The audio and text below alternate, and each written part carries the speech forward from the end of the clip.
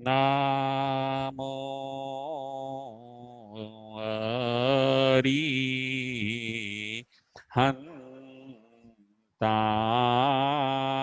અરિહંતાણમ નામો સિદ્ધાણમ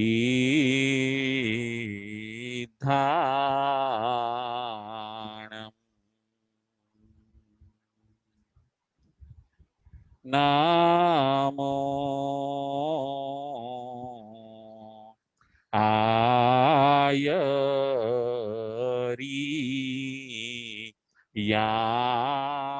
આયરિયાણમ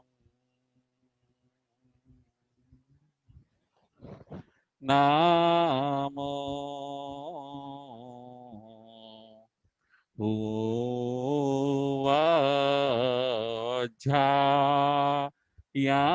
ભુવજ્જાયાણમ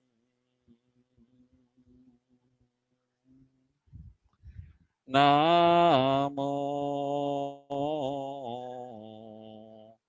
લોયે સબ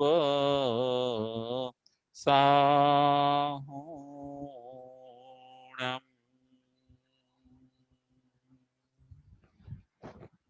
એસો પંચનમોકારો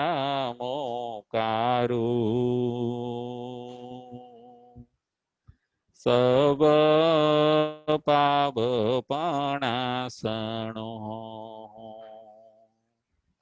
મંગલાણંચ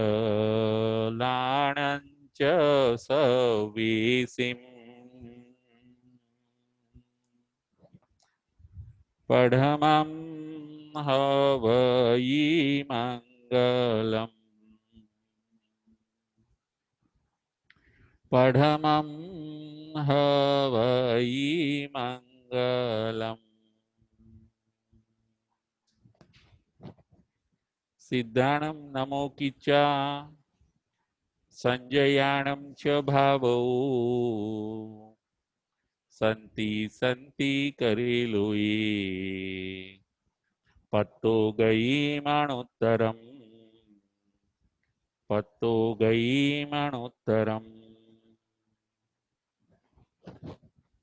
પંચ પરમેષ્ઠી ભગવંતોને ભાવપૂર્વક વંદન નમસ્કાર કરીને ધર્મપ્રેમી શ્રાવક શ્રાવિકાઓ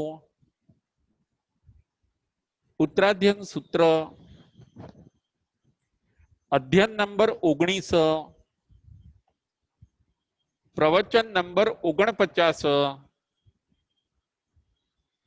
આજના પ્રવચનનો વિષય છે સમભાવની સાધના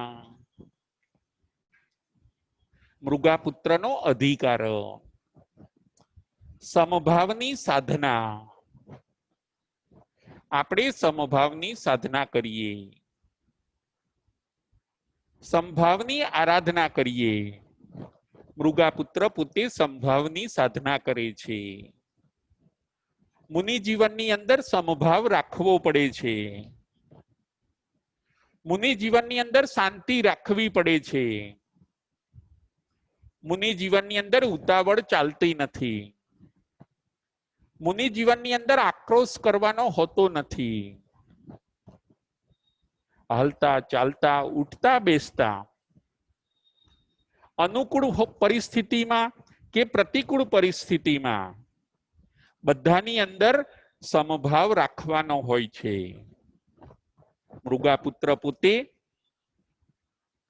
દરેક પરિસ્થિતિની અંદર દરેક પ્રસંગની અંદર દરેક ઘટનાઓની અંદર એ પોતે સમભાવમાં રહે છે સંયમ જેમ મોક્ષનું કારણ છે એવી રીતે સમભાવ પણ મોક્ષનું કારણ છે જ્યારે સંયમ અને સમભાવ ભેગા થાય છે ત્યારે ચોક્કસ આત્મા મોક્ષ ગતિને પ્રાપ્ત કરે છે સંયમ એટલે કંટ્રોલ અને સમભાવ એટલે માઇન્ડનું બેલેન્સ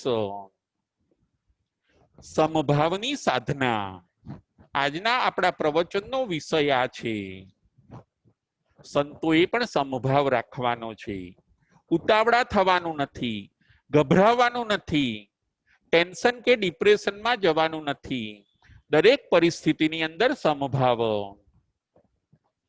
શ્રાવકોએ પણ પોતાના જીવનની અંદર ગૃહસ્થાશ્રમમાં રહેતા રહેતા દરેક પરિસ્થિતિની અંદર સમભાવ રાખવાનો છે. સમભાવ એટલે અપડાઉન ન થવું. સમભાવ એટલે બેલેન્સમાં રહેવું. સમભાવ એટલે દરેક પરિસ્થિતિનો સહર્ષ સ્વીકાર. સમભાવ એટલે વિરોધમાં ન જવું. સમભાવ એટલે ઓપોઝ ન કરવું. દરેક પરિસ્થિતિનો સહર્ષ સ્વીકાર. લાભાલાભે સુહે દુઃખે જીવીએ મરણે તહા સમો નિંદા પ્રશંસાસુ તહાવ માણાવ માણયે. મૃગાપુત્રના આ અધિકારની અંદર આ ગાથાની અંદર બતાવવામાં આવ્યું છે લાભાલાભે સુહે દુઃખે જીવીએ મરણે તહા સમો નિંદા પ્રશંસાસુ તહા માણાવ માણયે. તમને લાભ થાય કે અલાભ થાય, તમે દરેક પરિસ્થિતિની અંદર સંભાવ રાખો. આજે આપણે 3 પોઈન્ટ ઉપર વિચાર કરવાનો છે. પ્રથમ નંબરનો પોઈન્ટ છે 5 બાબતમાં સમભાવ રાખવો. પ્રથમ નંબરનો પોઈન્ટ છે 5 બાબતની અંદર આપણે સમભાવ રાખવો. આપણે પણ મોક્ષે જવું છે. જો 5 વસ્તુની અંદર આપણે સંભાવ રાખતા થઈ જઈએ તો ચોક્કસ આપણને સુખની પ્રાપ્તિ થાય છે. ચોક્કસ આપણું મન શાંત બને છે. 3 પોઈન્ટ આજે આપણે જોવાના છે. પ્રથમ નંબરનો પોઈન્ટ છે 5 બાબતમાં સમભાવ રાખવો. બીજા નંબરનો પોઈન્ટ છે વિષમ ભાવ એટલે શું? બીજા નંબરનો પોઈન્ટ છે વિષમ ભાવ એટલે શું? અને ત્રીજા નંબરનો પોઈન્ટ છે મોક્ષ એટલે શું? ત્રીજા નંબરનો પોઈન્ટ છે મોક્ષ એટલે શું? પહેલા આપણે પ્રથમ નંબરનો પોઈન્ટ વિચારીએ. પ્રથમ નંબરનો પોઈન્ટ છે 5 બાબતમાં સંભાવ રાખવો. લાભાલાભે સુહે દુઃખે. તમને જીવનની અંદર લાભ થાય કે અલાભ થાય, તમે સંભાવ રાખો. આ ગાથાની અંદર ભગવાન આપણને કહે છે તમને લાભ થાય કે નુકસાન થાય, બંને પરિસ્થિતિની અંદર તમે માઇન્ડનું બેલેન્સ બરાબર રાખો. એવું ના બને કે લાભમાં તમે ગર્વ કરો, અભિમાન કરો અને નુકસાન થાય ત્યારે તમે નાસીપાસ થઈ જાઓ. ના, આવી રીતે અપડાઉન થવાનું નથી. લાભનો પણ સ્વીકાર કરો અને કદાચ અલાભ થાય તો એનો પણ તમે સહર્ષ સ્વીકાર કરો.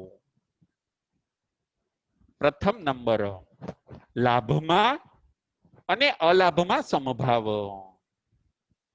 જુઓ, ઘણીવાર એવું બને કે આપણને લાભ થાય, ખૂબ બેનિફિટ થતા જાય તો આપણે ઘણીવાર ગર્વ કરવા લાગીએ, ઘણીવાર આપણું અભિમાન વધારી દઈએ. તો આ થયું રોંગ. આપણું અભિમાન તો વધવું જ ન જોઈએ. લાભ વધે છે તો આપણે પુણ્યને થેન્ક્સ કહેવાનું છે. આપણે કોઈક સારું પુણ્ય કર્યું હશે એટલે આપણને બેનિફિટ વધ્યા. એમાંથી મેસેજ એ લેવાનો છે કે તો પછી હું વધારે પુણ્ય કરું. મને લાભ થયા એમાં કોઈ રીઝન હોય તો એ છે પુણ્ય. એવું વિચારીને આપણે લાભ થવા પર અભિમાનમાં જવાનું નથી. લાભ વધે એટલે બહુ પ્રાઉડ કે ગર્વ કરવાનો નથી, મદ કરવાનો નથી. અને કદાચ અલાભ થઈ જાય, નુકસાન થઈ જાય તો એની અંદર નાસીપાસ થવાનું નથી. ઘણા એવી પણ ભૂલ કરે છે કે નુકસાન થાય ત્યારે નિમિત્તને દોષ આપે છે કે આ પાર્ટનરના કારણે મારે ધંધાની અંદર નુકસાન થયું, આ વ્યક્તિના કારણે મારે ધંધામાં નુકસાન થયું, તો આ છે રોંગ. કર્મનો ઉદય આપણો હતો, આપણે નિમિત્તને દોષ દેવાય નહીં.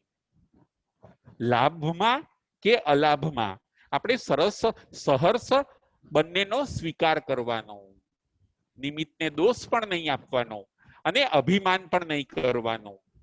આ થઈ સમભાવની સાધના. દરેક પરિસ્થિતિમાં તમે સમભાવ રાખો. જે સમભાવ રાખે છે એ પોતે મોક્ષે જાય છે. અત્યાર સુધી આપણે વિષમ ભાવ ઘૂંટ્યો છે. અત્યાર સુધી આપણે વિષમ ભાવને ઘૂંટતા ગયા એટલે આપણું સંસાર ચક્ર ચાલતું રહ્યું. પરંતુ જે સમભાવને ઘૂંટે છે એનું સંસાર ચક્ર હવે પછી બંધ થતું જાય છે અને એ આત્મા પછી મોક્ષે જતો રહે છે. 5 બાબતમાં સંભાવ રાખીએ. પ્રથમ નંબર લાભમાં અને અલાભમાં સંભાવ રાખીએ. નંબર 2 સુખમાં અને દુઃખમાં. લાભાલાભે સુહે દુઃખે. સુખ પડે કે આપણને દુઃખ પડે, બંને પરિસ્થિતિની અંદર આપણે સંભાવ રાખવાનો છે. મારા પુણ્યનો ઉદય હતો એટલે સુખ આવ્યું, એ ઉદય પૂરો થઈ ગયો એટલે દુઃખ આવ્યું. સુખમાં આપણે છકી નથી જવાનું અને દુઃખમાં આપણે ડરી જવાનું નથી. આ ગાથા આપણને એ કહે છે. સુખને પણ આપણે પચાવતા શીખવાનું છે અને દુઃખને પણ આપણે પચાવતા શીખવાનું છે. શારીરિક દુઃખ હોય, માનસિક દુઃખ હોય, આર્થિક દુઃખ હોય, આપણી પ્રસન્નતા અકબંધ રહેવી જોઈએ. તો આપણે સંભાવની સાધના કરીએ છીએ એવું કહી શકાય. સુખમાં પણ સંભાવ રાખીએ અને દુઃખમાં પણ સંભાવ રાખીએ. દરેક પરિસ્થિતિની અંદર સમભાવ. એક રાગ ઘૂંટાવવો જોઈએ. કોઈ વાર સુખમાં રાજી થઈ ગયા, પાછા દુઃખમાં નારાજ થઈ ગયા. આવું અપડાઉન કરનાર એને કહેવાય છે આર્ત ધ્યાન અને રૌદ્ર ધ્યાન. અને આર્ત ધ્યાન રૌદ્ર ધ્યાનથી કર્મ બંધ થાય છે, સમભાવથી કર્મ બંધ થતો નથી. આજે આપણે સમભાવને બરાબર સમજવાનો છે. આજથી આપણા જીવનની અંદર સમભાવ લાવવાનો છે અને વિષમ ભાવને છોડી દેવાનો છે. સામાયિક કરવાથી સંભાવની વૃદ્ધિ થાય છે. એટલા માટે આપણા ત્યાં સામાયિકનું ખૂબ મહત્વ બતાવ્યું છે. સામાયિકમાં જુઓ આપણે સંભાવમાં રહીએ છીએ. દરેક પરિસ્થિતિની અંદર 48 મિનિટ સુધી આપણે સ્થિર રહીએ છીએ. જેમ સામાયિકમાં આપણે સંભાવમાં રહીએ છીએ એવી જ રીતે બાકીના કલાકોમાં પણ માઇન્ડનું બેલેન્સ એવી જ રીતે રાખીને આપણે રહેતા શીખી જઈએ તો ચોક્કસ આપણે સંભાવની સાધના કરતા કરતા વહેલા મોક્ષે જઈ શકીએ. આ બધું આપણે શીખવાનું છે. સુખમાં પણ સંભાવ રાખીએ, દુઃખમાં પણ સંભાવ રાખીએ. સુખ પણ ટકતું નથી, દુઃખ પણ ટકતું નથી, બંનેની સ્થિતિ હોય છે. આવું જ્ઞાન કરીને આપણે સ્થિર બનીએ. ત્રીજો નંબર, જીવનમાં અને મરણમાં. જીવન હોય કે મરણ હોય, બંને પ્રસંગની અંદર આપણે સંભાવ રાખીએ.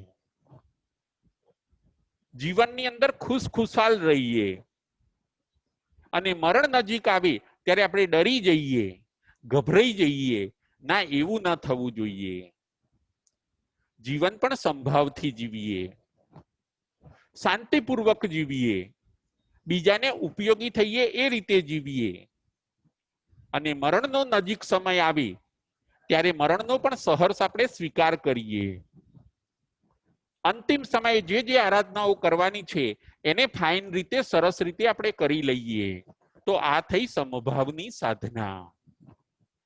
જીવનમાં કે મરણમાં સમભાવની સાધના. નંબર 4, નિંદા કે પ્રશંસા. નિંદામાં પણ સમભાવ અને પ્રશંસામાં પણ સંભાવ. કોઈ આપણી નિંદા કરે, તો પણ આપણે સંભાવ રાખવાનો છે. ગુસ્સો કરવાનો નથી, મનને કુલ રાખવાનું છે. કોઈ આપણી પ્રશંસા કરે તો આપણે ફૂલાઈને ફાળકો થઈ જવાનું નથી કે જોયું ને આપણો કેવો વટ પડે છે. આપણે એ વખતે એમ વિચારવાનું છે કે કોઈ કદાચ પ્રશંસા કરે છે તો હું જે સારા કાર્યો કરું છું એની એ પ્રશંસા કરે છે તો હું વધારે સારા કાર્યો કરું, એવો એમાંથી મેસેજ લેવાનો છે. કોઈ કદાચ આપણી નિંદા કરે તો આપણે એમ વિચારવાનું છે કે હોઈ શકે એ માણસનો સ્વભાવ એવો છે, એ ભલે નિંદા કરે, એના નિંદા કરવાથી જો હું સંભાવ રાખીશ તો મારું કર્મ ડિસ્ટ્રોય થવાનું છે. એ વ્યક્તિનો સ્વભાવ એવો છે, મારે જૂના કર્મને ડિસ્ટ્રોય કરવું છે, પરંતુ એના ઉપર ગુસ્સો કરીને નવું કર્મ મારે બાંધવું નથી. નિંદા કરનાર પ્રત્યે પણ આપણને દ્વેષ ન થવો જોઈએ. બની શકે આપણા કર્મનો એવો ઉદય હોય તો એ વ્યક્તિ આપણી નિંદા કરશે, એ વ્યક્તિ કદાચ આપણું ખરાબ બોલશે, એ વ્યક્તિ આપણા અવર્ણવાદ બોલશે, આપણી નિંદા કરશે, આપણી સાથે ઝઘડશે, આવું બધું બની શકે. કર્મનો ઉદય તો આપણો જ છે, એ વ્યક્તિ તો નિમિત્ત છે. નિમિત્ત હંમેશા નિર્દોષ હોય છે. જૂના ઉદયમાં આવેલા કર્મને આપણે ફિનિશ કરવાનું ધ્યાન રાખવાનું છે. એ વ્યક્તિ સાથે આપણે ઝઘડવાનું નથી. નિંદા કોઈ કરતું હોય ત્યારે આપણે સંભાવ રાખીએ અને કોઈ પ્રશંસા કરતું હોય ત્યારે પણ આપણે સંભાવ રાખીએ. પ્રશંસાની અંદર અપ થઈ જઈએ અને નિંદાની અંદર ડાઉન થઈ જઈએ ના, આવી રીતે આપણે બેલેન્સ ગુમાવવાનું નથી. નિંદા કરનારને પણ થેન્ક્સ અને પ્રશંસા કરનારને પણ વધારે થેન્ક્સ. જો આપણે આવું કરીશું, માઇન્ડને આવી રીતે આપણે સેટ કરીશું તો મૃગાપુત્રની જેમ આપણે પણ મોક્ષે જઈશું. મૃગાપુત્ર પોતે આજે મોક્ષે જાય છે. મૃગાપુત્રનો એ ધન્ય દિવસ આવી ગયો, એમનો ગોલ આજે સફળ થાય છે. પહેલા સંયમની સાધના કરી અને હવે સમભાવની સાધના કરીને મૃગાપુત્ર પોતે આજે મોક્ષમાં જાય છે. ચોથા નંબરની સાધના આરાધના છે નિંદા અને પ્રશંસા. બંને પરિસ્થિતિની અંદર આપણે સમભાવમાં રહીએ. નંબર 5, માન અને અપમાન. નંબર 5, માન અને અપમાન. કોઈ આપણને માન આપે તો પણ આપણે સંભાવ રાખવાનો અને કોઈ કદાચ આપણું અપમાન કરે તો પણ આપણે સંભાવ રાખવાનો. બંને વ્યક્તિ પ્રત્યે એવું નહીં કે માન આપનાર ઉપર આપણે ફિદા થઈ જઈએ અને અપમાન કરનારનો આપણે તિરસ્કાર કરીએ. ના, આવા વિષમભાવની અંદર આપણે જવું નથી. કોઈ આપણને માન આપે છે, એનો ગુડ નેચર છે એટલે આપણને માન આપે છે. કોઈ કદાચ આપણું અપમાન કરે છે તો એનો નેચર છે, એ વસ્તુને આપણે સાઈડમાં કરી દેવી, એ વસ્તુને આપણે નિગ્લેક્ટ કરી દેવી. વિચારવું પણ ખરું કે કેમ મારું અપમાન કરે છે, કઈ મારાથી મિસ્ટેક થઈ? જો મિસ્ટેક થઈ હોય તો એને હું સુધારું. મારા સ્વભાવના કારણે એ મારું અપમાન કરે છે એવું છે તો હું મારા સ્વભાવને સુધારું. તો એ અપમાન કરનાર આપણા ઉપકારી કહેવાય કે જે આપણને આપણી મિસ્ટેક બતાવે છે. તો પછી એ આપણા ઉપકારી ગણાય કે જેણે આપણને આપણી મિસ્ટેક બતાવી. આવી રીતે સરસ અન્ડરસ્ટેન્ડિંગ કરીને માન આપનાર પ્રત્યે કે અપમાન કરનાર પ્રત્યે બંને પ્રત્યે આપણે સમભાવ રાખવાનો છે. જો મુનિ ભગવંતોને કોઈ માન આપે તો પણ એને પ્રત્યે એ સંભાવ રાખે છે અને કોઈ કદાચ મુનિ ભગવંતોનું અપમાન કરે તો પણ મુનિ ભગવંતો એના પ્રત્યે પણ સંભાવ રાખે છે. એ કોઈને મિત્ર કે શત્રુ એવું માનતા નથી, મુનિ ભગવંતો એ તો દરેક જીવને પોતાના મિત્ર માને છે. તસે શું થાવરે સુય, ત્રસ જીવ હોય કે સ્થાવર જીવ હોય, એમના માટે આખી પૃથ્વી ના બધા જીવો એ મિત્ર સમાન છે. કોઈ દુશ્મન અને કોઈ મિત્ર આવો વિષમભાવ એમને હોતો નથી. મુનિ જ્યારે આવી સંભાવની સાધના કરે છે ત્યારે એ પોતે મોક્ષે જાય છે. આપણે હવે પણ વિષમભાવમાંથી નીકળી જવાનું છે. મૃગાપુત્ર આવી સંભાવની આરાધના કરતા કરતા રહ્યા સહ્યા શેષ કર્મનો પણ એ 4 ઘનઘાતી કર્મનો ક્ષય કરે છે અને કેવળ જ્ઞાન કેવળ દર્શનની પ્રાપ્તિ કરે છે. આ પ્રાપ્ત કરવામાં નિમિત્ત બને છે સંયમ અને સમભાવ. જુઓ, જ્યારે પરફેક્ટ દિશાની અંદર આપણી મહેનત હોય ત્યારે ચોક્કસ આપણો ગોલ સિદ્ધ થાય છે. મૃગાપુત્રની આજે ધન્ય ઘડી આવી ગઈ. એમને કેવળ જ્ઞાન કેવળ દર્શનની પ્રાપ્તિ થઈ. હવે આખું વિશ્વ એ પોતે જોઈ શકે. 4 ઘનઘાતી કર્મનો એમણે ક્ષય કર્યો. આત્માની અંદર પ્રકાશ થયો. આત્મામાંથી અશુભ 4 ઘનઘાતી કર્મની વિદાય થઈ. જે જોઈતું હતું એ મળી ગયું. આનંદ આનંદ અને આનંદ. જન્મ મરણના ફેરા હવે ટળી જાય છે. જે જોઈતું હતું એ મૃગાપુત્રને મળી ગયું. આ સંસારના ચક્કરમાંથી હવે નીકળવાનો એ મુનિ ભગવંતને એક સરસ આલંબન મળી ગયું. મૃગાપુત્રને કેવળ જ્ઞાન અને કેવળ દર્શનની પ્રાપ્તિ થઈ. અઘાતી કર્મ હજી બાકી હોય છે. એ અઘાતી કર્મ પણ આયુષ્ય કર્મની સાથે પૂરા થતા હોય છે. આપણે જોવાનું છે એ કે ગૃહસ્થ જીવનની અંદર પણ આપણે રહેતા રહેતા મૃગાપુત્રની જેમ આપણે સંભાવની સાધના કરવાની છે. ઘરમાં આપણે દરેક મેમ્બર ખૂબ શાંતિ રાખીએ. કોઈક ઉતાવળા થાય, કોઈ કદાચ ગરમ થાય. દરેક પરિસ્થિતિની અંદર એકબીજાએ સંભાવ રાખવાનો છે. સાસુ પણ સંભાવ રાખે, પુત્ર વધુ પણ સંભાવ રાખે, પિતા પણ સમભાવ રાખે, પુત્ર પણ સંભાવ રાખે, તો ઘરનું વાતાવરણ ખૂબ શાંતિ ભર્યું બની શકે. દરેકે વિષમ ભાવનો ત્યાગ કરવાનો છે. કોઈની શાંતિનો ભંગ કરવાનો નથી.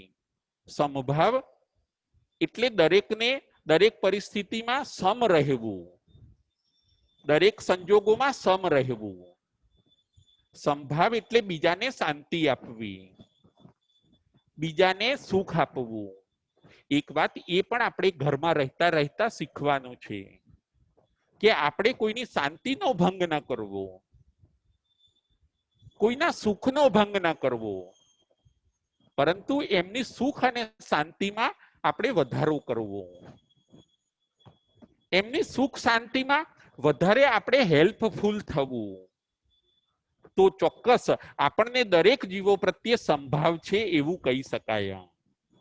આપણે સ્વર્ગમાં જવું છે, આપણે મોક્ષમાં જવું છે, આપણે ઘરને પણ સ્વર્ગ બનાવવું છે, આપણે વિશ્વને પણ સ્વર્ગ બનાવવું છે. એ ક્યારે બની શકશે કે દરેકને આપણે પોતાના માનીશું. ઘરના મેમ્બરે સર્વને પોતાના માનવાના છે, આજુબાજુ વાળાને પણ પોતાના માનવાના છે. સર્વ જીવો સાથે મારે મૈત્રી છે, કોઈ મારો દુશ્મન નથી. આવો સુંદર ભાવ ઘૂંટવાનો છે. 2 વસ્તુ માનવાની નથી, એક જ વસ્તુ માનવાની છે. સર્વ જીવો સાથે મારે મૈત્રી છે, દુશ્મનાવટ નથી. આવું સુંદર વિચારનાર સંભાવની આરાધના કરી શકે છે. મૃગાપુત્રને કેવળ જ્ઞાન ને કેવળ દર્શન થાય છે. એ સંભાવની સુંદર આરાધના કરે છે. લાભાલાભે સુહે દુઃખે જીવીએ મરણે તહા સમો નિંદા પ્રશંસાસુ તહા માણાવ માણયે. સમો, દરેક પરિસ્થિતિની અંદર તમે સમ રહો, તમે અપડાઉન ન થાવો, તમે માઇન્ડનું બેલેન્સ ન ગુમાવો. કોઈ કદાચ ગમે તે કહે, કડવા શબ્દો કહી દે, આપણે તરત ખૂબ શાંતિમાં આવી જવું. અવિનય કરનારનો પણ આપણે વિનયથી જવાબ આપવો. દરેક પરિસ્થિતિની અંદર આપણે સમ રહેવાનું. આપણે અત્યાર સુધી આપણા આત્માને ઘણીવાર દુઃખી કર્યો છે, પરંતુ જે સંભાવમાં રહે છે, જે શાંતિમાં રહે છે, એ પોતાના આત્માને દુઃખી કરતો નથી. આપણે આપણને દુઃખી કરવાનું પણ બંધ કરવાનું છે. બીજા જીવોને પણ દુઃખી કરવાનું બંધ કરવાનું છે. આપણે આપણને પણ સુખી કરીએ અને આપણે બીજા જીવોને પણ સુખી કરીએ. મૃગાપુત્રએ જુઓ છકાઈ જીવોને અભયદાન આપી દીધું, પોતાના આત્માને પણ સુખી કર્યો અને જગતના દરેક જીવો સુખી બને એવું સરસ પોતાનું પ્રેરણાદાયી જીવન બતાવ્યું. મૃગાપુત્રને કેવળ જ્ઞાન અને કેવળ દર્શનની પ્રાપ્તિ થઈ ગઈ સંભાવની આરાધના કરતા કરતા. આપણે સંભાવની અંદર વૃદ્ધિ કરવાની છે. હું દરેક પરિસ્થિતિની અંદર પ્રસન્નતાપૂર્વક રહું. હું દરેક પરિસ્થિતિનો હસતા હસતા સ્વીકાર કરું. અમુક જ જોઈએ અને અમુક ન જોઈએ આવો વિષમ ભાવમાંથી હવે હું નીકળી જઉં. વિષમ ભાવનો આપણે ત્યાગ કરવાનો છે. બીજા નંબર, પ્રથમ નંબરનો પોઈન્ટ હતો 5 બાબતમાં આપણે સંભાવ રાખીએ. બીજા નંબરનો પોઈન્ટ છે વિષમ ભાવ. વિષમ ભાવનો આપણે ત્યાગ કરવાનો છે. જુઓ ખંધક ઋષિ વિષમ ભાવમાં જતા રહ્યા. દીક્ષા લીધી હોય છે, સંભાવ ન રહી શક્યો, એમને વધનો પરિસહ આવ્યો, સંભાવ ન રહ્યો, વિષમ ભાવમાં જતા રહ્યા, ગુસ્સે થઈ ગયા, મનનું બેલેન્સ ગુમાવ્યું. આવું હોઈ શકતું હશે, આમ હોઈ શકતું હશે, અને પોતાનું તપ સંયમ નું એમણે નિયાણું કર્યું અને પોતાનો સંસાર વધારી દીધો. ખંધક ઋષિ, ખંધક ઋષિને વધનો ઉપસર્ગ આવ્યો. રાજાને કોઈએ કાન ભંભેરણી કરી, મંત્રીઓએ. ખંધક ઋષિ બહુ ઊંચા સંત હોય છે, એમનો સંયમ, એમનો સંભાવ સરસ હોય છે, પરંતુ એમનો સમભાવનો ભંગ કરનારા, એમની શાંતિનો ભંગ કરનારા એવા થોડા મંત્રીઓ આવી ગયા રાજાના. અને રાજાએ ફરમાન કર્યું કે ખંધક ઋષિને અને એમના 500 શિષ્યોને ઘાણીની અંદર પીલી નાખો. રાજાની આજ્ઞાથી કામ ચાલુ થયું અને 500 શિષ્યોને પીલવામાં આવે છે. એક પછી એક શિષ્યને ઘાણીની અંદર નાખવામાં આવે છે. રાજાનો ઓર્ડર છે. પાપી પાલકોએ, પાપી મંત્રીઓએ આખું ષડયંત્ર રચ્યું. મુશ્કેલી આવી સંતો ઉપર, કોણ બચાવી શકે? જ્યારે નિકાચિત કર્મનો ઉદય હોય ત્યારે એ ભોગવવો જ પડે છે. હવે આમાંથી નીકળી શકાય એવું નથી. આ પરિસ્થિતિનો સંભાવથી સ્વીકાર કરવાનો છે. ખંધક ઋષિ વાતને પચાવે છે, પોતાના દરેક શિષ્યોને સમજાવે છે, શાંતિ રાખો, શાંતિ રાખો, સંભાવ રાખો, સંભાવ રાખો. મૃત્યુનો આદર કરી લો, મૃત્યુનો સ્વીકાર કરી લો. નવકાર મહામંત્રનું શરણું લઈ લો, શરીરને વોસરાવી દો. 499 શિષ્યો, 500 શિષ્ય એમના આરાધક બને છે અને એ પોતે વિષમ ભાવની અંદર જઈને એ પોતે વિરાધક બને છે. 500 શિષ્ય સંભાવ રાખે છે.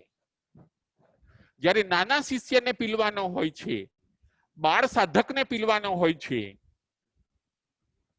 ત્યારે ખંધક ઋષિ કહે છે પાપી પાલકોને કે એને પીલતો હું નહીં જોઈ શકું, પહેલા મને પીલો, પછી એને પીલજો તમે. પાપી પાલક એમની આ વાત માનતા નથી કે ના, તમને દુઃખ થાય એવું તો મારે પહેલા કરવાનું.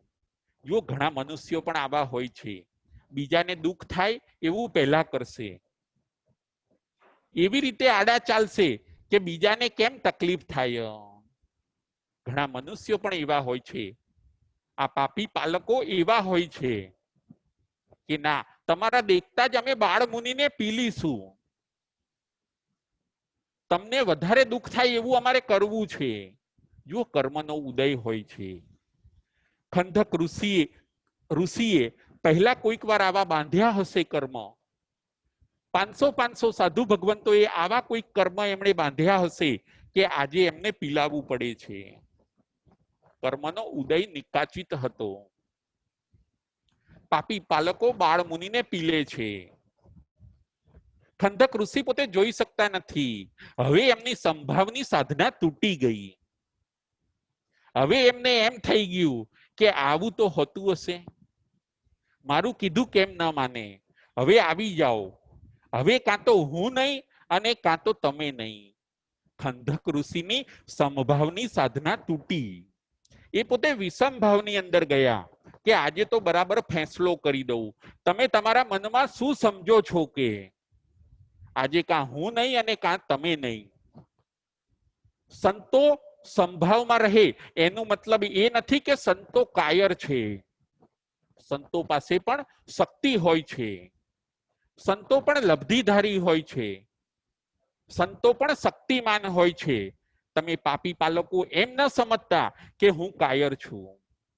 અને ત્યાં ને ત્યાં સંભાવની એમની સાધના તૂટી, વિષમ ભાવની અંદર પોતે ગયા, ઉદયનો સ્વીકાર ન કરી શક્યા, નિમિત્તની અંદર ભળી ગયા અને નિયાણું કરે છે પોતે કે જો મારી સાધના અને આરાધનાનું ફળ હોય તો હું અગ્નિકુમાર દેવ બનું. અને આ ઘાણી, આ પાપી પાલકો, રાજાએ આવું ફરમાન કર્યું, એ આખું રાજાનું નગર હું બાળનાર બનું, હું અગ્નિકુમાર દેવ બનું. જો ગુસ્સામાં આવી ગયા, એમની સંભાવની સાધના તૂટી ગઈ, વિષમ ભાવમાં આવી ગયા અને પોતે વિરાધક બન્યા. એ જ ભવે મોક્ષે જનારો આત્મા, આત્માનું કલ્યાણ કરનારો આત્મા થોડોક ડાયવર્ટ થઈ ગયો. આ દ્રષ્ટાંત પણ આપણને એ જ કહે છે કે આપણે દરેક પરિસ્થિતિની અંદર સંભાવ રાખવાનો છે. પ્રતિકૂળ મનુષ્યો પણ આપણને મળશે,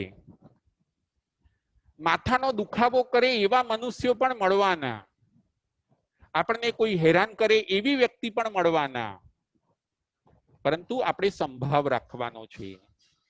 દરેક પરિસ્થિતિની અંદર આપણે સંભાવમાં રહેવાનું છે. અને બીજો મેસેજ એ પણ લેવાનો છે કે આપણે બીજા જીવોને સંભાવમાં રાખવાના છે. કોઈનો સંભાવ તૂટે એવો પ્રયત્ન પણ આપણે કરવાનો નથી. જુઓ, પાપી પાલકોએ એ કર્યું. ખંધક ઋષિ જેવા મહાન સંતનો સંભાવ તોડી નાખ્યો. આપણે કોઈની સંભાવ તોડવાનું પાપ નહીં કરવાનું. ઘરમાં રહેતા રહેતા કોઈનું સુખ તોડવાનું પાપ આપણે નહીં કરવાનું. ઘરમાં રહેતા રહેતા કોઈની શાંતિનો ભંગ કરવાનું પાપ આપણે નહીં કરવાનું. આવો બધું સુંદર મેસેજ મૃગાપુત્રના અધિકારમાંથી આપણે લેવાનું છે. મૃગાપુત્ર અઘાતી કર્મનો પણ ક્ષય કરીને મોક્ષની અંદર જાય છે. 4 અઘાતી કર્મનો એ પોતે ક્ષય કરે છે. હવે આયુષ્યનો 1 મહિનો જ બાકી છે. છેલ્લો મહિનો એ પોતે સંથારો કરે છે. 1 મહિનાનો સંથારો કરીને મૃગાપુત્ર પોતે મોક્ષની અંદર જાય છે. મોક્ષ એટલે શું? 3જા નંબરનો આપણો પોઈન્ટ છે, મોક્ષ એટલે શું? મોક્ષ એ આપણો ગોલ છે. મોક્ષ એટલે છૂટવું, મોક્ષ એટલે ફ્રી થવું. જુઓ, કોઈક ઉંદર હશે, એ ઉંદર પાંજરાની અંદર પુરાઈ ગયું છે. જોજો, એ ઉંદર ગભરાઈ જશે, એને પાંજરાની અંદર ગમશે નહીં, એ પાંજરાની અંદર દોડધામ મચાવશે, એને એ પાંજરું બંધન લાગે છે. પરંતુ જ્યારે પાંજરું ખોલવામાં આવે છે ત્યારે એ ઉંદર પોતે સડસડાટ, પળનો પણ વિલંબ કર્યા વગર બહાર નીકળી જાય છે. પાંજરું છૂટી ગયું, ઉંદરનો મોક્ષ થયો. સંસાર છૂટી જાય એટલે જીવનો મોક્ષ થાય છે. આપણે સંસારથી મુક્ત થવાનું છે. મોક્ષ એટલે મુક્તિ. આપણે આપણા કસાયો, વિષયો, વેર ઝેર આ બધાથી આપણે મુક્ત થવાનું છે. આપણે મુક્ત ગગનના પંખી બનવાનું છે. ઉંદર પોતે પળનો પણ વિલંબ કર્યા વગર પાંજરું છોડીને નીકળી જાય છે. એમ આપણે હવે વેર ઝેર છોડી દેવાના છે. આપણે પૂર્વગ્રહ અને આગ્રહ હવે છોડી દેવાના છે. આપણે મુક્ત બનીને વિચરવાનું છે. આપણે ફ્રી બનીને ફ્રી માઇન્ડથી વિધાઉટ ટેન્શન આપણે વિચરવાનું છે. એને કહેવાય છે મોક્ષ. ત્રીજા નંબરનો આપણો પોઈન્ટ છે મોક્ષ એટલે શું. જો કોઈ પક્ષી હશે, પાંજરાની અંદર પુરાયું હશે, એને બધી સગવડ મળે છે, છતાં કોઈક વાર પાંજરાનો દરવાજો ખુલ્લો હશે તો એ પોતે ઉડી જાય છે. એ ઉડી ગયું, હવે એને મોક્ષનો આનંદ મળે છે. પાંજરામાં એ પુરાયેલું હતું, હવે એ છૂટું થઈ ગયું, એ પોતે ફ્રી થઈ ગયું, હવે એ પોતે મોક્ષાનંદને અનુભવે છે. સંસારથી છૂટવું એનું નામ છે મોક્ષ. ચાર ગતિથી છૂટી જવું એનું નામ છે મોક્ષ. આધિ વ્યાધિ અને ઉપાધિથી છૂટી જવું એનું નામ છે મોક્ષ. નિર્મળ, નિરંજન અને નિરાકાર આત્માનું શુદ્ધ સ્વરૂપ પ્રાપ્ત કરવું એનું નામ છે મોક્ષ. પક્ષી પોતે ઉડી જશે, એ પાંજરાનો રાગ રાખશે નહીં. આ પાંજરું તો કેદખાનું હતું, એમ આપણા માટે આ સંસાર એ પણ એક કેદખાનું છે. એમાંથી આપણે છૂટવાનું છે. મૃગાપુત્ર પોતે સંસારમાંથી છૂટી ગયા. એમને આજે આનંદ થયો, એમનો ગોલ આજે સિદ્ધ થયો છે. એમને સંસાર રૂપી કેદખાનું આજે છોડી દીધું. પક્ષી એ પોતે આકાશની અંદર ઉડે છે, મુક્ત વિહારી બને છે, ઊંચે ઊંચે આકાશમાં ઉડે છે અને નિર્દોષ આનંદનો અનુભવ કરે છે. નિર્દોષ આનંદને અનુભવવો એનું નામ છે મોક્ષ. કોઈ મનુષ્ય હશે, એ જેમ જેલમાંથી છૂટે અને એને જે આનંદ થાય એવો જ આનંદ જે જીવ મોક્ષમાં જાય છે એને થાય છે. જો કોઈક મનુષ્ય હશે, 5 વર્ષથી 10 વર્ષથી 15 વર્ષથી જેલમાં રહે છે, જેલ એ બંધન છે, એને રોજ પોતાનું ઘર યાદ આવે જેલમાં રહેતા રહેતા, કે એવો દિવસ ક્યારે આવે કે હું મારા ઘરે જાઉં. મોક્ષ એ આપણું ઘર છે, આ સંસાર એ તો જેલ છે. સિદ્ધ ભગવાનો મોક્ષે ગયા, ભગવાન મહાવીર સ્વામી મોક્ષે ગયા, ભૂતકાળમાં અનંતા જીવ ગયા, વર્તમાનમાં અનંતા જીવો સાધના આરાધના કરે છે અને ભવિષ્યની અંદર પણ અનંતા જીવો મોક્ષે જશે. મોક્ષ એ આપણું સ્વઘર છે. મોક્ષમાં જે જીવ જાય છે મપૂર્ણ રાવિતી, એને પાછું આવવું પડતું નથી. એ ત્યાં પોતે સદાકાળ સુખમાં રહે છે. એ આપણું ઘર છે. સંસારમાં બધા ઘર કર્યા, પરંતુ એ બધા ઘર ટેમ્પરરી હતા. એ બધા કર્મના ઉદયથી થોડો ટાઈમ આપણને મળતા હતા, વળી પાછા છૂટી જતા હતા. મોક્ષ એ આપણું સ્વઘર છે. મૃગાપુત્ર પોતે મોક્ષે જાય છે. આપણે પણ જો મોક્ષે જવું હોય તો આપણે સંયમની અને સમભાવની આરાધના કરવાની છે અને વિષમભાવને આપણે છોડવાનો છે. જેમ પેલો જેલમાં રહેનાર મનુષ્ય દરરોજ પોતાના ઘરને યાદ કરે છે, એવી રીતે આપણે પણ આપણા ઘરને યાદ કરવાનું છે કે એ ધન્ય પળ ક્યારે આવે કે હું પણ મોક્ષે જાઉં. આ સંસારની અંદર દુઃખ દુઃખ અને દુઃખ જ છે. 4 ગતિની અંદર દુઃખ છે. અત્યાર સુધી આપણે બહુ પરિભ્રમણ કર્યું છે, એ બધું આપણે ભૂલી ગયા છીએ.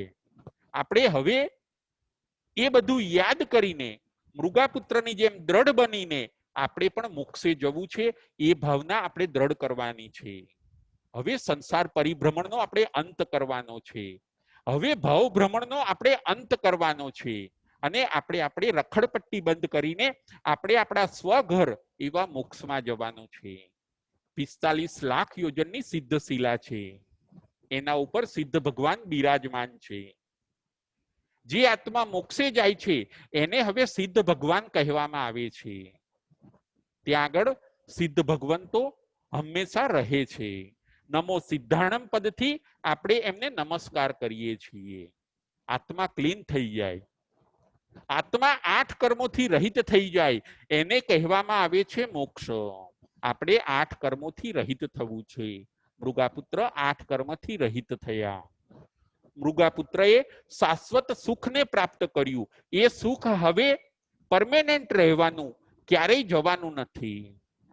આવા સુંદર મેસેજને આપણે આપણા જીવનની અંદર પણ અપનાવવાનો છે. જેલમાં રહેનાર મનુષ્ય જ્યારે ઘરે જાય છે ત્યારે એ મોક્ષાનંદને અનુભવે છે કે હાસ, જેલ છૂટી ગઈ. પોતાનું ઘર કદાચ નાનું હશે તો પણ એને આનંદ આવશે કે હું મારા ઘરે આવી ગયો. એવો જ આનંદ જે જીવ મોક્ષમાં જાય છે એને થાય છે. કોઈ પેશન્ટ હશે, કોઈ દર્દી હશે, એ પોતે દવાખાનામાં દાખલ થયું છે, એ પોતે દુઃખથી પીડાય છે, ઓપરેશન કરાવે છે, દર્દમાંથી મુક્તિ મેળવે છે. એને ઓપરેશન કરાવ્યું, જે દર્દ હતું, જે રોગ હતો, જે પીડા હતી એમાંથી મુક્તિ મળી. જુઓ, એને મુક્તાનંદ મળશે, એને મોક્ષાનંદ મળશે કે હાસ, હવે મારો રોગ ગયો, હવે મને પીડા થતી નથી. આને કહેવામાં આવે છે મોક્ષ. દુઃખથી મુક્તિ એનું નામ મોક્ષ. પાપથી મુક્તિ એનું નામ છે મોક્ષ.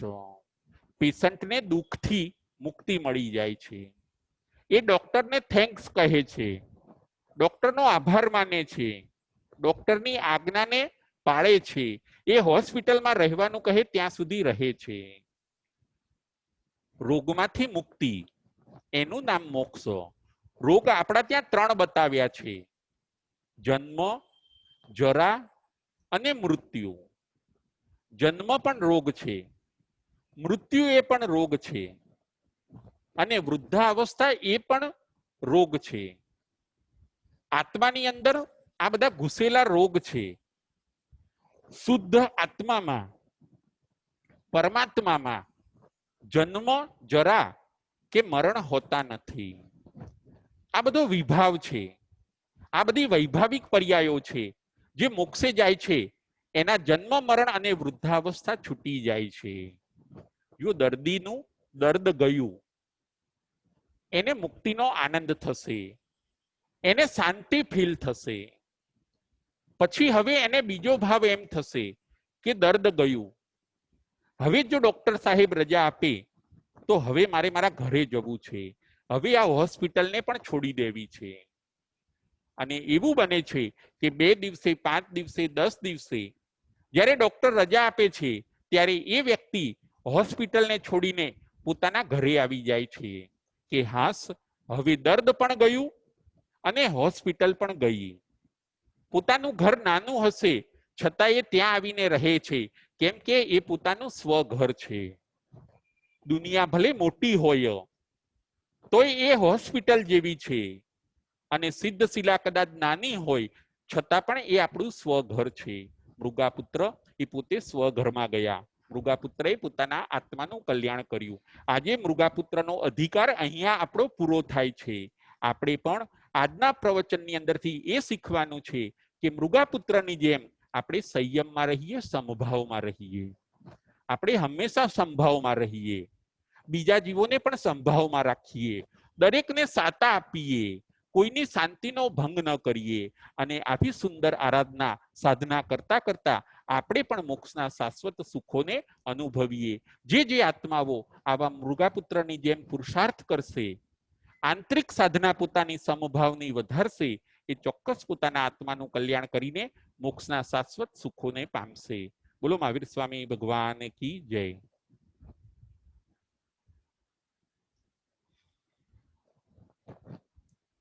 જંબાઈદમ બચ્ચામિલ્યમીન ખરમ ચખરમ પયૈનમ વિનયનમ જોગીનમ ગોસીનમ સુઠ્ઠુદીનમ દુઠ્ઠુ પડીચિયમ.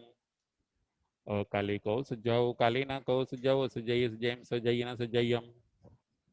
એમ ભણતા ગણતા ચિંતવતા જ્ઞાનના 14 અતિચાર માયલો કોઈ પણ અતિચાર મને કે તમને લાગ્યો હોય તો અરિયંતનં સિદ્ધ કેવડી ભગવાન આપની સાક્ષી એ તસમિચ્છામિ દુક્કડમ. પ્રશ્નોત્તરી.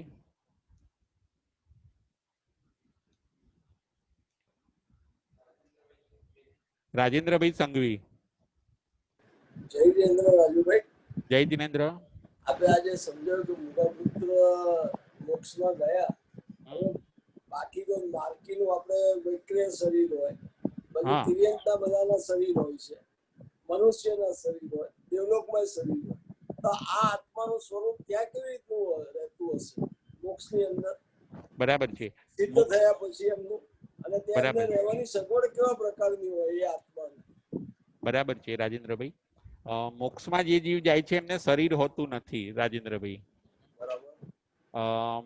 આપણે એમ કીધું કે ત્યાં આપણા જેમ લાઈટ નો પ્રકાશ હોય છે ને, જેમ લાઈટ નો પ્રકાશ એ જુઓ રાજેન્દ્રભાઈ જગ્યા રોકશે નહીં લાઈટ નો પ્રકાશ. એટલે આત્મા જયારે એકલો હોય ત્યારે એ પોતે એનો શેપ હોય પરંતુ જગ્યા ન રોકે. જેમ તમે એક રૂમ ની અંદર એક બલ્બ કરો, બે બલ્બ કરો કે 3 બલ્બ કરો, બધું અજવાળું એક રૂમમાં સમાઈ જાય છે કે નહીં?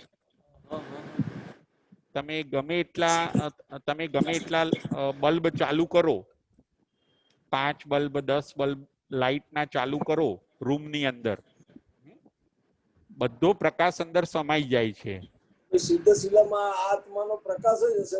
હા, બસ પ્રકાશ સ્વરૂપ એમનો આત્મા હોય છે રાજેન્દ્રભાઈ. પછી તમે રૂમની અંદર 10 બલ્બ કર્યા હોય, જે બલ્બ બંધ કરશો ને તમે, એનો પ્રકાશ પાછો ખેંચાઈ જશે, બીજાનો નહીં ખેંચાય રાજેન્દ્રભાઈ. તો પ્રકાશિત જ રહેવાનું ને પછી તો મોક્ષમાં તો કાયમ માટે આત્મા ત્યાં સ્થિર જ થઈ જવાના ને પછી. હા, સ્થિર થઈ જવાના, પ્રકાશ રૂપે રહેવાના. અથવા તો જેમ આપણો પડછાયો કેમ હોય છે રાજેન્દ્રભાઈ, આપણો પડછાયો હોય કે નહીં આપણો, બસ એ પડછાયો જેમ જગ્યા નથી રોકતો કે એ પડછાયાને કોઈ સુખ દુઃખ થતું પણ નથી, બસ એવી રીતે સિદ્ધ ભગવાન ત્યાં રહેતા હોય છે મોક્ષની અંદર. શરીર નથી એટલે શરીરની ઉપાધિ પણ નથી મોક્ષની અંદર રાજેન્દ્રભાઈ. પછી તો કોઈ ઉપાધિ જ નથી, જગ્યાએ ના જોઈએ, કશું ન જોઈએ જ નહીં. એટલે એ આત્મા સુખ કઈ રીતનું ભોગવે? અનંત સુખ કહીએ જ આપણે, અનંત સુખ છે. પ્રકાશમાં તો સુખ ભોગવવાનું હોય જ નહીં ને, તો પ્રકાશમાં પ્રકાશિત જ રહે ને આમ તો. હા, એમ રાજેન્દ્રભાઈ જે બધી ખોટી વસ્તુ અંદર ઘૂસી હતી ને આત્માની અંદર, એ બધી નીકળી ગઈ. એ હવે એમને સુખ મળે છે. જેમ હોસ્પિટલ થી માણસ ઘરે આવી જાય રજા લઈને, અને કેમ એનું દુઃખ દર્દ બધું જતું રહ્યું અને પછી પોતે સુખને ફીલ કરે છે ને પોતે, બસ એવી રીતે સિદ્ધ ભગવાન સુખને ફીલ કરે છે, અનલિમિટેડ હેપીનેસ. જય જિનેન્દ્ર.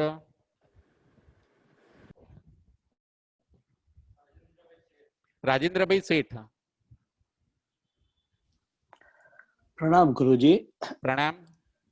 આપણે સિદ્ધ શિલા 45 લાખ યોજનની લાંબી પહોળી છે, તે એનું કારણ શું છે? 45 લાખ યોજનનો આંકડો શેના માટે એવી રીતે? બરાબર છે. આમાં શું છે કે રાજેન્દ્રભાઈ આ બધું પાછું મેન મેડ નથી રાજેન્દ્રભાઈ, આ બધી શાશ્વતી વસ્તુ છે. માનો કે એટલે શાશ્વતી વસ્તુ તો કોઈએ બનાવેલી હોતી નથી રાજેન્દ્રભાઈ. બરાબર. જેમ આપણો આત્મા કોઈએ બનાવ્યો નથી, પરમાણુ કોઈએ બનાવ્યો નથી, આ દુનિયા કોઈએ બનાવી નથી, આ બધી શાશ્વતી વસ્તુઓ. એવી રીતે એ સ્ટોન, એ સિદ્ધ શિલા પણ એવી જ રીતે અઢી દ્વીપનું માપ 45 લાખ યોજન છે. અઢી દ્વીપનું 45 લાખ યોજન છે? હા, અઢી દ્વીપનું માપ છે ને 45 લાખ યોજન છે. એટલે બસ એ 45 લાખ અઢી દ્વીપમાંથી જીવો મોક્ષે જતા હોય છે. એટલે ઉપર પણ એટલી જ જગ્યા એ લોકો રોકે છે. એવું છે. દ્વીપમાં તો જંબુદ્વીપ 1 લાખ યોજનનો, પછી લવણ સમુદ્ર 2 લાખનો, પછી ઘાતકી ખંડ 4 લાખ તું આ તો 45 ક્યાંથી ઓછા થાય ને? ના, એ તમારે છે ને પછી બધું ડબલ ડબલ ગણવાનું છે. પાછું આ બાજુનું પણ લેફ્ટ સાઈડ નું માપે ગણવાનું, આ બાજુનું પણ માપ ગણવાનું.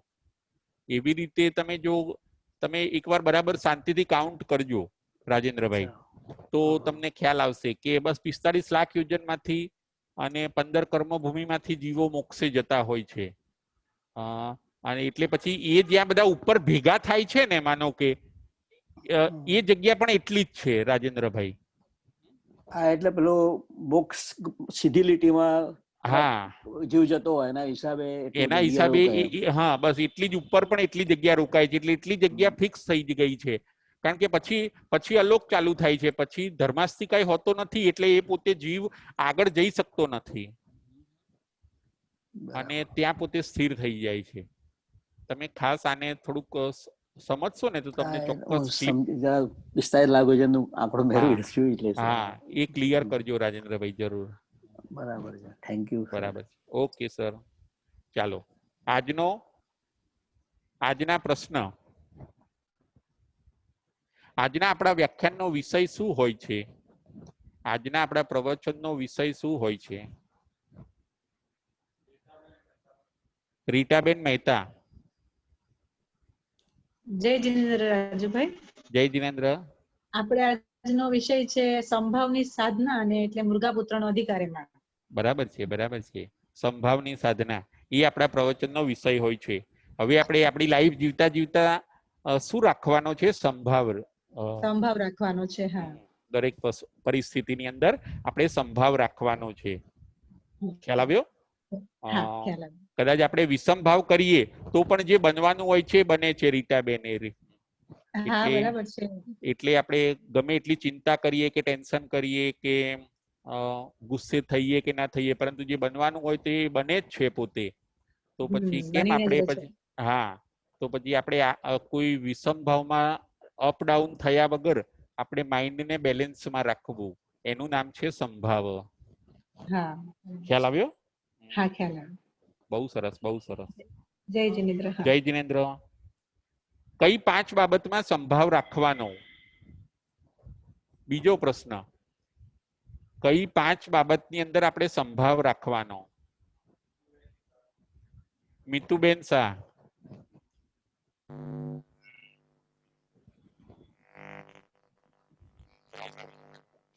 હલો હલો, મિતુબેન શાહ, કઈ 5 બાબતમાં આપણે સંભાવ રાખવાનો?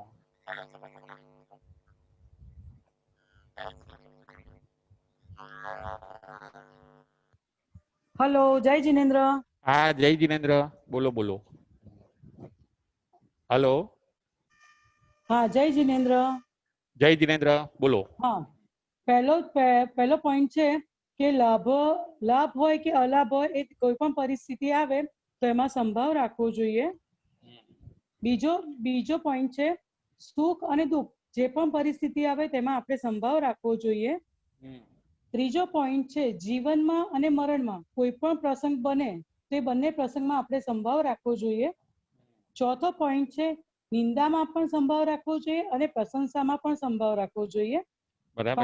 પાંચમો પોઈન્ટ છે કે માનમાં પણ સંભાવ રાખવો જોઈએ, અને જ્યારે કોઈ આપણું અપમાન કરે તો પણ આપણે તેમાં સંભાવ રાખવો જોઈએ. બહુ સરસ, બહુ સરસ. આવું બને છે મિતુબેન કે નથી બનતું લાઈફ ની અંદર? અરે રોજે રોજ બને છે ગુરુ. બરાબર છે. અપડાઉન થઈ જવાય છે ને? અપડાઉન થઈ જવાય કે ના થઈ જવાય? 100% થઈ જવાય છે. એમાં આપણો સંભાવ રહે, આપણો સંભાવ નથી રહેતો, આપણે વિષમ ભાવની અંદર જતા રહીએ છીએ. ખ્યાલ આવ્યો? આવી જઈએ છે 100%. હા, આપણને મિતુબેન, આપણને આજે આ ભગવાને છે ને મોક્ષની કી બતાવી, ચાવી બતાવી કે તમે જો આ ગાથાની અંદર કે તમે આવી રીતે જો સંભાવને મેન્ટેન કરશો 5 બાબતમાં, તો તમે મોક્ષે જઈ શકશો. એના માટે ગુરુ એક વસ્તુ છે કે આપણે ખૂબ જ ઉપયોગ રાખવો પડે. આપણે બસ આ ગાથાને આપણે જીવનની અંદર બેસાડી દઈએ આપણે, તો આપણે બસ આ ગાથાનો તો આપણે રિયલમાં સ્વાધ્યાય કર્યો કહેવાય. આપણે સાચી વાત છે. તો આપણે કર્મબંધ ન કરીએ સંયમ અને સંભાવ બે આવે છે, પછી જીવ મોક્ષે જતો રહે છે. આપણને ભગવાને કી આપી દીધી એટલે ચાવી આપી દીધી, હવે તો ખાલી તાળું જ ખોલવાનું છે એ રીતનું. અને એટલો જ પુરુષાર્થ કરવાનો છે હવે તો. જેમ કોઈ વસ્તુની ચાવી મળી જાય પછી આપણે એ વસ્તુ ઇઝીથી મેળવી શકાય છે. અને મૃગાપુત્રએ પોતે એવું જ કર્યું. આપણે પણ જો સંભાવથી ઇન્સ્ટન્ટ ફળ એ મળે છે કે આપણે સુખ હેપી રહીએ છીએ, નાખુશ થતા નથી. અને શકતું નથી, જેમ આપણે આમાં બોલીએ છીએ ને કે કોઈ પણ પ્રસંગ જ્યારે આપણી પાસે આવે છે ને ત્યારે એમાં સંભાવ રાખવો જરૂરી છે, સમજીએ છીએ, પણ સંભાવ રહેતો નથી, એના માટે પ્રયત્ન કરવો પડે છે. હા, પણ જુઓ ઘણીવાર આપણે છે ને ઘણીવાર પાછા સંભાવ રાખીએ છીએ આપણે. ઘણીવાર જોજો કોઈ માણસને પગાર વધારે હશે અને કદાચ બોસ એમને હેરાન કરતા હશે તો પણ પોતે સંભાવ રાખશે કે આપણને સેલેરી સારી છે, એ એની મજબૂરી છે. હા, બરાબર છે, બરાબર છે. તો પણ આની અંદર જો આપણે થોડોક સંભાવ રાખીએ, આપણને હવે સેલરી કરતા આખો તમને મોક્ષના સુખો મળતા હોય તો હા, તો કેટલો બધો બેનિફિટ છે. બરાબર છે, 100%. ભલે કદાચ તમે સહર્ષ સ્વીકાર કરો, અને સહર્ષ સ્વીકાર ના થાય તો મજબૂરીથી તમે એકવાર એને ચાલુ તો કરો. તમે સંભાવ મેન્ટેન કરશો ને તો તમે નાખુશ થશો તો ઘણી વાર ચાલવાનું આપણું ચાલતું નથી મીતુબેન, આપણે લો ના અપડાઉન થઈએ તો પણ એ રીત. બહુ સાચી વાત છે. અને આપણો જે મોક્ષનો ગોલ પ્રાપ્ત કરવો છે એ તો જો સંભાવ ના આવે તો રહેતો જ નથી. અને એટલે સામાયિકમાં આપણને એ પ્રેક્ટિસ કરાવવામાં આવે છે. સામાયિક એ છે ને તાલીમ કેમ્પ છે. સામાયિક કરીને આપણે ઓલવેઝ સંભાવનો ગ્રોથ કરવાનો છે મીતુબેન. બસ, થેન્ક યુ, જરૂરી છે. ખ્યાલ આવ્યો? જય જિનેન્દ્ર. હા, જય જિનેન્દ્ર, જય જિનેન્દ્ર. વિષમ ભાવમાં કોણ ગયું? વિષમ ભાવમાં કોણ ગયું અને પોતે વિરાધક બન્યા? વિષમ ભાવની અંદર જઈને વિરાધક બન્યા.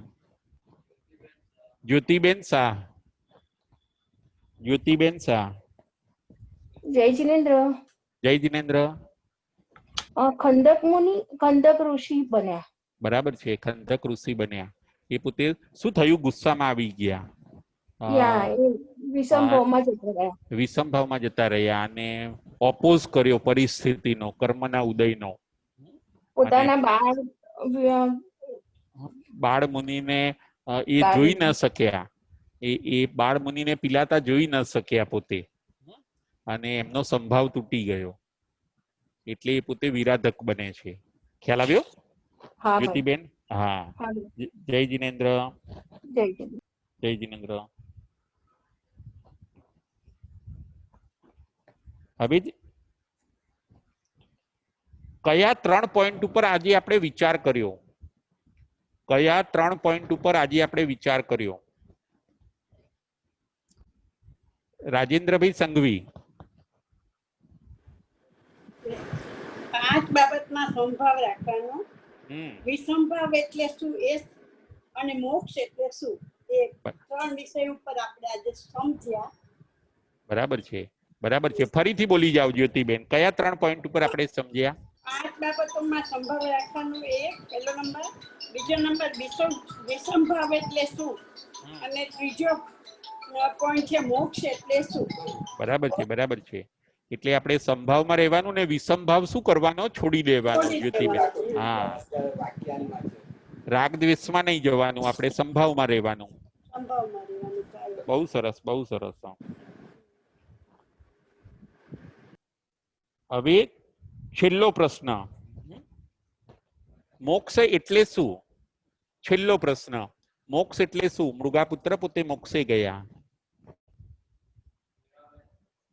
ગીરાબેન શેઠ. જય જિનેન્દ્ર. જય જિનેન્દ્ર. મોક્ષ એટલે છૂટવું, ફ્રી થઈ જવું, સંસારથી ફ્રી થઈ જવું અને સંસારમાંથી મુક્તિ મેળવવી. બરાબર. 4 ગતિથી છૂટવું, 4 ગતિથી, હા, આધિ વ્યાધિથી પણ છૂટવું, અને પાપથી મુક્તિ મેળવવી. એનું નામ આવશે મોક્ષ. એટલે આ બધા પોઈન્ટ આવશે. બરાબર છે, બરાબર છે, બહુ સરસ. ફરીથી કોણ બોલશે? મોક્ષ એટલે શું? ફરીથી. ફરીથી મીતુબેન શાહ, મોક્ષ એટલે શું?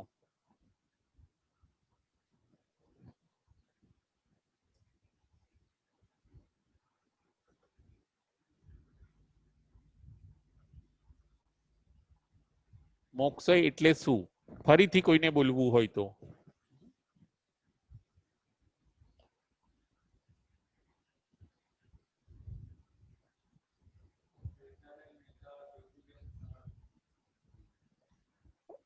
રીટાબેન મહેતા. મોક્ષ એટલે આપણે સંસાર પરિભ્રમણનો અંત કરીને જ્યાં પહોંચીએ ને જન્મ જરા મરણ એ બધી જ જે રોગ છે આપણા જે અહીંયા રહેવા માટેના આપણા સંસારમાં એ બરાબર બધાથી છે. છૂટવું અને શુદ્ધ આત્મા બની અને પરમાત્મા બનીને ત્યાં આગળ સિદ્ધશિલા પર બિરાજમાન થવાનું અને બધા ભાવનો ક્ષય કરી નાખવાનો. કર્મ ભાવ જેટલા બી જે છે કર્મ એનો ક્ષય કરી દેવાનો. એમ બરાબર છે. જાતિ અગાતી બધા જ કર્મનો ક્ષય કરવાનો. 8 8 કર્મનો.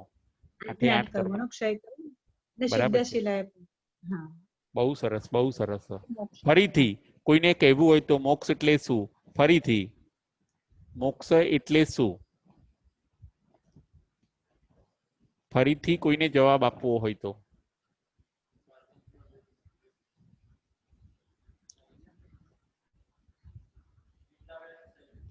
મીતાબેન શેઠ. નીતાબેન શેઠ. જય જિનેન્દ્ર. જય જિનેન્દ્ર. મોક્ષ એટલે મુક્ત થવું, બરાબર. ચાર ગતિથી છૂટવું, સંસારથી છૂટી જવું, નિરંજન નિરાકાર રહેવું અને બધા જ પાપ કર્મોથી 8 8 કર્મનો ક્ષય કરવો એટલે મોક્ષ. મોક્ષ. જેમ પક્ષી શેમાંથી ઉડી જાય છે નીતાબેન? પક્ષી જેમ પક્ષી પાંજરામાંથી ઉડી જાય, હા, એને કહેવાય છે મોક્ષ. ખ્યાલ આવ્યો? એને કહેવાય છે મોક્ષ. પછી એને ફ્રી થયાનો આનંદ મળશે પક્ષીને, એને કહેવાય છે મોક્ષ. ખ્યાલ આવ્યો? હા, બસ. જય જિનેન્દ્ર. જય જિનેન્દ્ર. જય જિનેન્દ્ર. જય મહાવીર.